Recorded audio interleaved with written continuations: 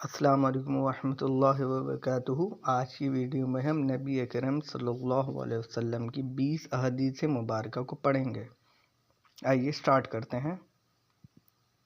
نبی صلی اللہ علیہ وسلم نے فرمایا، نماز قائم کرو۔ جو اللہ کے لیے عاجزی اختیار کرتا ہے اللہ اس کو بلند کرتا ہے۔ زیادہ ہنسنا دل کو مردہ کر دیتا ہے۔ سچی بات کہو چاہے وہ کڑوی کیوں نہ ہو۔ غصے سے پرہیز کرو۔ اللہ سے ڈرتے رہو اور اپنے رشتہ داروں کے ساتھ نیک سلوک کرو۔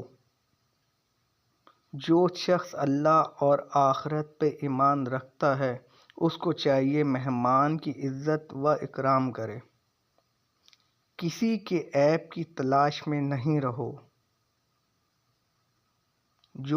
جس شخص میں امانت نہیں اس میں ایمان نہیں۔ بے شک نماز مسلمانوں پہ وقت کی پابندی کے ساتھ فرض ہے۔ دنیا مومن کے لیے قید خانہ اور کافر کے لیے جنت ہے۔ مسلمان اور کافر کے درمیان فرق نماز کا ہے۔ جو لوگوں پر رحم نہیں کرتا اللہ تعالیٰ اس پر رحم نہیں کرتا۔ مسلمان کو گالی دینا کبیرہ گناہ اور قتل کرنا کفر ہے۔ تم میں اچھا وہ ہے جس کا اخلاق اچھا ہے۔ تم میں سے کوئی بھی کھڑے ہو کے پانی نہیں پیے۔